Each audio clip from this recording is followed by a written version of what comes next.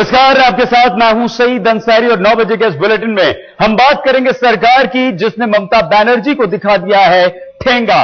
कल शुक्रवार है और कल मंत्रियों को इस्तीफा देना है प्रधानमंत्री को। लेकिन इस वक्त एक बड़ी खबर आ रही है, एफडीआई पर सरकार का यह बड़ा फैसला। सरकार ने सीधे सीधे ममता को चुनौती दे दी है, अधिसूचना जारी कर दी है और अधिसूचना जारी कर यह कह दिया है कि रोल बैक अब नहीं हो सकता। एफडीआई पर कोई रोल बैक नहीं होगा। जो फैसला किया है वो अब नहीं है। मतलब यह हुआ कि ममता और केंद्र के बीच समझौते के रास्ते बंद हो चुके हैं। यह सरकार का एक बहुत बड़ा फैसला है। साफ तौर पर आप ये कह सकते हैं कि अब ममता बनर्जी के लिए कोई रास्ता नहीं छोड़ा है सरकार ने। सरकार अपने फैसले पर अडिग है और सरकार ने अब ममता के साथ समझौता न करने का भी फैसला कर लिया है। रास्ता बंद कर दिया है अधिसूचना जारी करके। जो फैसला सरकार ने किया, रिटेल में एफडीआई का वो फैसला अब रद्द नहीं होगा, वो फैसला बना रहेगा। ममता की मांग हम आपको बताएं क्या है। डीजल एलपीजी पर रोल बैक हो, लेकिन अब कोई रोल बैक नहीं होगा, यह सरकार का जवाब है। सबसे बड़ा जवाब सरकार का यही है। अब सरकार ने इस मामले में अधिसूचना जारी कर दी है, मतलब रोल बैक की कहीं कोई संभावना नहीं। ममता बनर्जी एफडीआई के खिलाफ हैं और वो पूरी तरह से उसे वापस लेने की बात करती है। सरकार ने नोटिफिकेशन जारी कर दिया है। उन्होंने इसके खिलाफ समर्थन वापसी का ऐलान भी कर रखा है। कल उनके मंत्रियों को इस्तीफा देने की समय सीमा भी खत्म हो रही है। ममता ने समर्थन वापसी के लिए शुक्रवार 3 बजे तक की समय सीमा रखी है, लेकिन सरकार ने कहा जो है उसका स्वागत और जो नहीं है उनका सम्मान हम करेंगे। अधिसूचना जारी करके कड़ा जवाब दिया है सरकार ने। अब सरकार अपने फैसले से पीछे हटने वाली नहीं है, तो ये सरकार की तीनों मांगों को खारिज कर दिया है।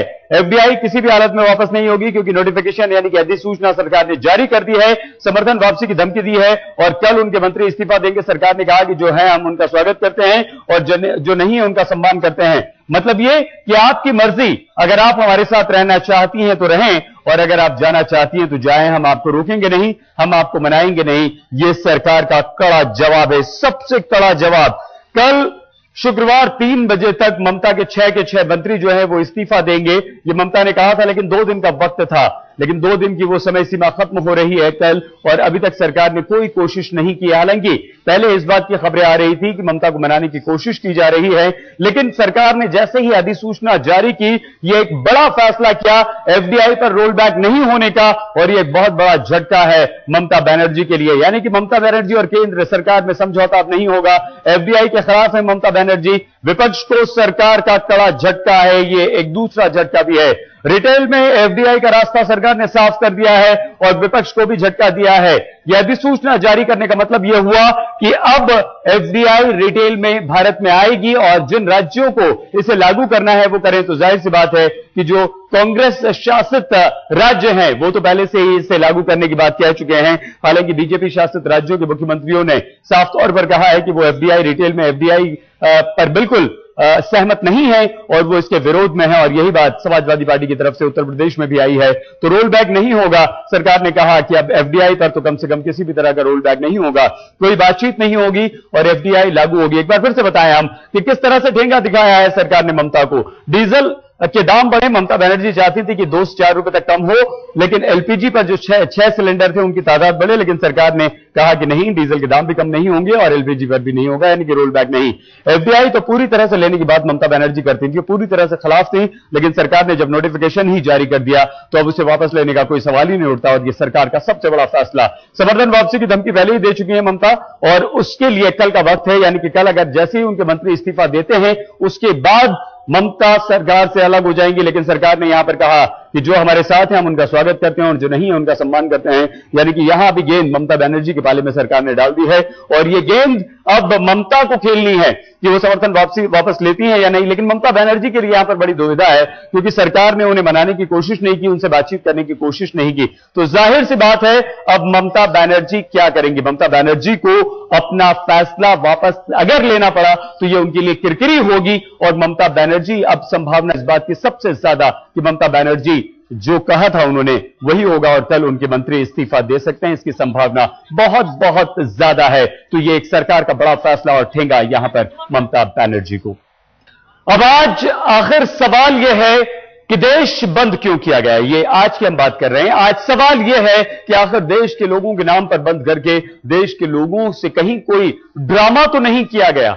आज सवाल यह भी है कि जनता की मुसीबत से कोई डबल गेम तो नहीं हुआ है, और ये सवाल इसलिए उठ रहे हैं क्योंकि कुछ पार्टियां ये कहती हैं कि वो जनता के साथ हैं और दूसरी तरफ वो सरकार का साथ छोड़ने को भी तैयार नहीं। और यहां सबसे बड़ा नाम जो सामने आता है ऐसी पार्टियों में वो है समाजवादी पार्टी का। सरकार के साथ होकर वो आज बंद का विरोध भी करती हैं, बंद करवाती भी हैं, सरकार का विरोध करती हैं।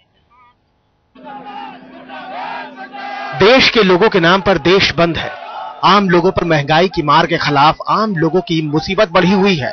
ये तो ठीक है कि जनता की मुसीबत के खिलाफ आवाज उठी है, लेकिन सवाल यह है कि आम लोगों के लिए किए जा रहे इस बंद का मतलब क्या है? कहीं ये बंद दिखावा तो नहीं, कहीं ये बंद धोखा तो नहीं, कहीं ये बंद छलावा तो नहीं, कहीं ये बंद सियासत तो नहीं?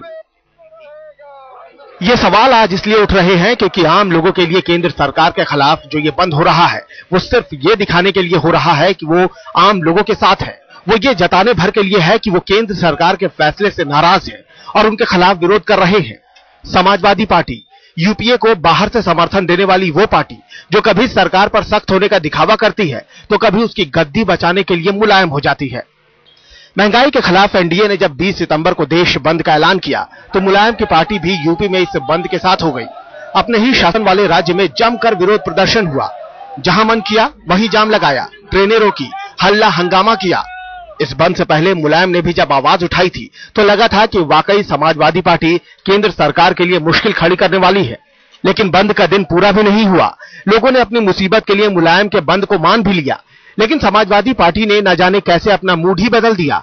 बंद तो चलता रहा, हंगामा भी होता रहा, लेकिन समाजवादी पार्टी ने यह कह दिया कि ये सब चलता रहेगा, साथ में केंद्र सरकार को समर्थन भी जारी रहेगा।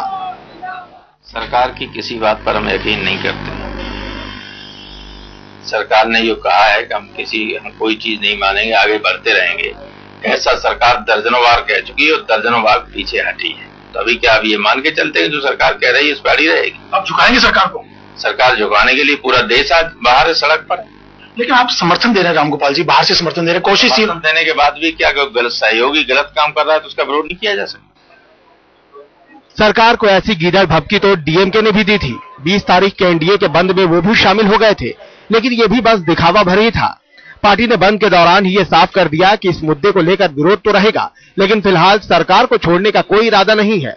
केंद्र सरकार के खिलाफ बीजेडी ने भी बंद का साथ दिया था, लेकिन दिन चढ़ते चढ़ते नवीन पटनायक की पार्टी के बारे में भी ये खबर आने लगी कि कांग्रेस के आला नेता ने पटनायक को समर्थन के लिए मना लिया है। हालांकि नवीन पटनायक ने फौरन ही इन खबरों का खंडन कर दिया। उन्होंने साफ साफ कहा कि केंद्र सरकार का विरोध जारी रहेगा। अब सच क्या है झूठ क्या है न जाने, अंदर की बात क्या है, लेकिन सियासत के भंवर में आम लोगों की मुसीबत और समस्याएं फंस तो गई ही हैं। अब आम जनता जाए तो किसके साथ? जो विरोध में है वो भी सरकार के साथ है, और जो सरकार में है उन्हें आम लोगों की फिक्र नहीं। एफडीआई के बहाने ही सही एक गैर राजनीतिक मंच पर लेफ्ट और राइट साथ आए तो सही, लेकिन मुलायम फिलहाल सरकार के लिए लाइफलाइन बने हुए हैं। विपक्षी एकता की यही दरार सरकार का काम आसान कर रही है। कैमरामैन संजय चौधरी के साथ अमिताभ सिन्हा, दिल्ली, आज तक।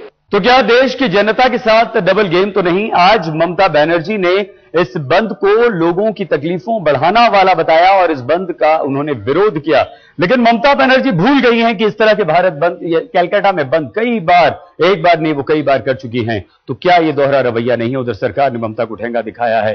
डीजल और एलपीजी सिलेंडरों की कीमतों में सरकार ने जो आग लगाई है उसका असर पूरे देश में दिखाई दिया है। महंगाई और एफडीआई के विरोध में बीजेपी समेत कई विपक्षी पार्टियों ने भारत बंद का आह्वान किया। भारत बंद का असर देश के कई सारे शहरों में दिखाई दिया, चाहे वो राजधानी दिल्ली हो, उत्तर प्रदेश के कई सारे शहर हो या फिर बिहार के तमाम हिस्से। सरकार ने डीजल और सिलेंडर की कीमतों में इजाफे और रिटेल में एफडीआई लाने का ऐलान क्या किया? विपक्ष ने बोल दिया सरकार पर हल्ला बोल। महंगाई और सरकार के फैसलों के खिलाफ बीजेपी, जेडीयू और लेफ्ट समेत कई विपक्षी पार्टियों के भारत बंद के ऐलान का असर देश के कई राज्यों और शहरों में दिखाई दिया। कहीं बंद का पूरा असर दिखा तो कहीं इसका असर फीका रहा। इस बंद की खास बात यह रही कि राजनीति के 3 अलग अलग खेमे इस बंद में एक साथ खड़े नजर आए। राजधानी दिल्ली में बंद का जमकर असर दिखा। दिल्ली के कई इलाकों में बीजेपी के कार्यकर्ताओं ने बंद में हिस्सा लिया, जिसका असर सड़कों पर साफ दिखा। देखिए कैसे दिल्ली के 5 इलाकों में भारत बंद की अलग अलग तस्वीरें नजर आई, चाहे वो पूर्वी दिल्ली का विकास मार्ग और जगतपुरी का इलाका हो, मध्य दिल्ली का करोल बाग हो, पश्चिमी दिल्ली का सुभाष नगर हो या फिर वीआईपी दिल्ली का जंतर मंतर। शहर के अधिकतर बाजार बंद रहे। बंद के समर्थन में लोगों ने सरकार के खिलाफ नारेबाजी की तो कहीं मनमोहन सिंह का पुतला दहन किया। बिहार में भी बंद का व्यापक असर दिखा। सबसे ज्यादा असर पड़ा रेल यातायात पर। बीजेपी युवा मोर्चा के कार्यकर्ताओं ने कई जगहों पर कई एक्सप्रेस ट्रेनों को जहां तहां रोक दिया, जिससे ट्रेनें घंटों खड़ी रहीं और मुसाफिर परेशान। उत्तर प्रदेश के कई शहरों में भारत बंद पूर्ण रूप से सफल रहा। लखनऊ में समाजवादी पार्टी के कार्यकर्ताओं ने वॉलमार्ट स्टोर को जबरन बंद करवा दिया और सड़कों पर भी गाड़ियों की तादाद में कमी देखी गई। इलाहाबाद में भी समाजवादी पार्टी के कार्यकर्ताओं ने कई जगहों पर रेल यातायात रोक दिया। दिल्ली के अलावा एनसीआर के गाजियाबाद, नोएडा और गुड़गांव में भी बंद का मिलाजुला असर रहा। मुंबई में भी कुछ जगहों पर बंद का असर दिखा। हालांकि यहां शिवसेना और महाराष्ट्र नवनिर्माण सेना ने गणपति उत्सव की वजह से खुद को बंद से दूर रखा, लेकिन बीजेपी कार्यकर्ताओं ने बंद को सफल बनाने के लिए अपना पूरा जोर लगा दिया। सरकार से नाराज ममता बनर्जी की तृणमूल कांग्रेस हड़ताल में शामिल नहीं है, लेकिन कोलकाता भी इसे अछूता नहीं रहा। कोलकाता में कई जगहों पर बीजेपी और टीएमसी के कार्यकर्ताओं में झड़प भी हुई। कर्नाटक में भी जनजीवन पर बंद का असर पड़ा। बेंगलुरु में कई दुकानें और ऑफिस बंद रहे। स्कूल कॉलेजों ने भी अपने आप को बंद ही रखा। पंजाब में भी बंद का असर देखने को मिला। राज्य में सरकार चलाने वाली बीजेपी और अकाली दल दोनों ने ही बंद का ऐलान किया था। अमृतसर के सभी बड़े बाजार बंद रहे और सड़कें सुनसान। गुजरात में बीजेपी के कार्यकर्ता सुबह से बंद को सफल बनाने के लिए सड़कों पर उतर आए। अहमदाबाद की सड़कों पर बीजेपी कार्यकर्ताओं को ट्रैफिक रोकते हुए देखा गया। भारत बंद कहीं असरदार तो कहीं कम जोरदार, लेकिन देश के ज्यादातर इलाके इससे अछूते नहीं रह सके। आज तक ब्यूरो। इस भारत बंद का मिला-जुला असर देखने को मिला, लेकिन आम इंसान को बहुत ज्यादा परेशानियां हुई। अर्थव्यवस्था और आम आदमी बेहाल है और राजनीतिक पार्टियां अपनी रोटियां सेकने में लगी हुई हैं। आज के बंद ने अर्थव्यवस्था को एक और करारा झटका दिया है। विपक्षी पार्टियां अपनी पीठ थपथपा रही हैं। इससे जो नुकसान हुआ उसकी उन्हें कोई परवाह नहीं। जनता को जो परेशानी हुई उस पर उन्होंने आंखें मूंद ली। इन लोगों ने जहां चाहा वही ट्रेन रोक दी। इन लोगों ने जहां चाहा लोगों को रोक दिया। इन लोगों ने बाजारों को बंद करा दिया। इन लोगों ने सड़कों पर गाड़ियां रोक दी। दिन भर हंगामा होता रहा। देश के कई कामकाज ठप रहे। लेकिन सवाल यह है कि आखिर इस बंद से देश को क्या मिला? देश को मिला क्या, इसका तो अभी तक कोई अता पता नहीं, लेकिन देश ने इस बंद के नाम पर खोया बहुत कुछ। सीआईआई के मुताबिक इस बंद से प्रोडक्शन और ट्रेड में परेशानी होने की वजह से लगभग 12,500 करोड़ रुपए का नुकसान होने का अनुमान है। वहीं एसोचैम का भी मानना है कि आज के बंद से 10,000 करोड़ रुपए से ज्यादा का नुकसान होगा, जिससे पहले से मंद पड़ी जीडीपी ग्रोथ पर असर हो सकता है।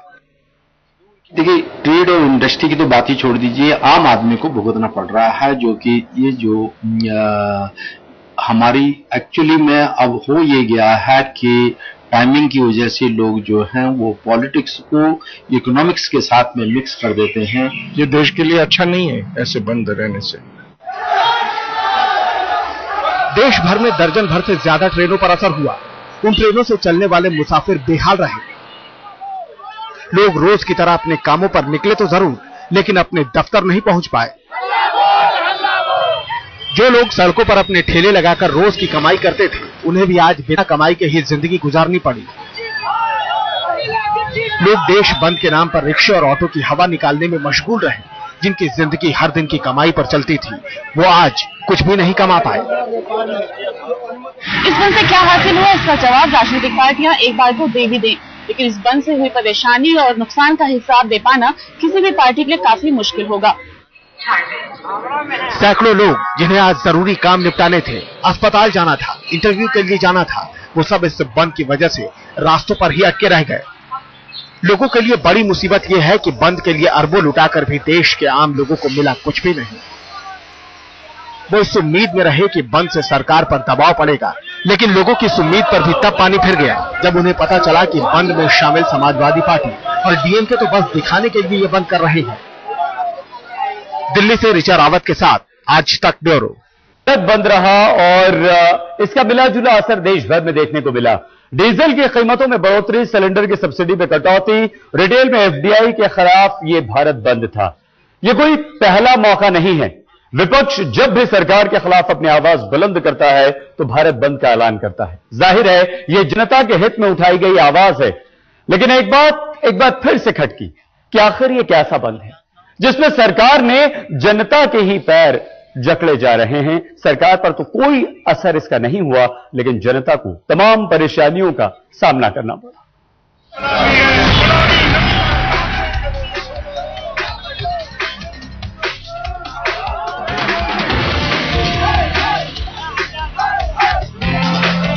महंगाई, एफडीआई पर भारत बंद, ट्रेन की पटरियों पर प्रदर्शनकारी, जगह जगह हुआ तीखा विरोध, बसों के पहिए की निकाली हवा, बंद के लिए कॉलेज में तोड़फोड़।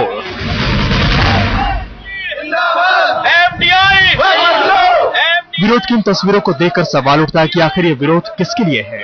जनता के लिए ही किए जा रहे विरोध में जनता पर ही अत्याचार क्यों हो रहा है? आखिर ये विरोध का कौन सा तरीका है तो देश की तमाम बड़ी पार्टियां जनता को दिखाना चाहती है? भारत बंद में जगह जगह ऐसी तस्वीरें देखने को मिली जब ये फर्क करना मुश्किल हो गया कि भारत बंद के समर्थन में सड़कों पर उतरे ये तमाम कार्यकर्ता और कारोबारी जनता के साथ हैं या जनता के खिलाफ। रिटेल में एफडीआई की मंजूरी के विरोध में बीजेपी समेत कई व्यापारिक संगठनों ने जयपुर बंद का आह्वान किया है। आप देख सकते हैं किस तरह से यहाँ पर दुकानें बंद हैं, जगह जगह प्रदर्शन चल रहे हैं। जयपुर में जो लोग हैं, जो व्यापारी हैं, वो सड़कों पर हैं। इसके अलावा बीजेपी कार्यकर्ता सड़कों पर हैं। पुलिस के साथ जगह जगह इनका संघर्ष चल रहा है। गुजरात की नाडियाड की तस्वीरें बताती हैं कि बंद को सफल बनाने के लिए बीजेपी के कार्यकर्ताओं ने किस कदर उत्पात मचाया। बाजार बंद कराने के बाद इस कॉलेज में पहुंचे छात्रों का प्रशासन ने जब विरोध किया तो कॉलेज का जो हश्र हुआ वो आपके सामने है। कार्यकर्ता आईटीजे पटेल कॉमर्स कॉलेज के प्रिंसिपल के कॉलेज में आ धमके और जमकर तोड़फोड़ की। जिन लोगों के लिए पार्टी ने बंद का आह्वान किया था वो दहशत में आ गए। ग्रेटर नोएडा में ये प्रदर्शनकारी न तो पुलिस से भिड़े न किसी ने सरकार को घेरा। हाईवे पर पहुंचकर चक्का जाम कर दिया। मांग है डीजल, एलपीजी, एफडीआई के फैसले सरकार वापस ले, लेकिन इस जाम में भी सरकार नहीं, आखिरकार फंसने वाली जनता ही थी। जनता घंटों दुर्दशा सहती रही और बेवजह की इस मुसीबत के लिए प्रदर्शनकारियों को कोसती रही। ट्रेन की पटरियों पर हो रहे इस प्रदर्शन को देखकर अंदाजा लगाना मुश्किल नहीं होगा कि ट्रेन में सवार लोगों का क्या हाल होगा।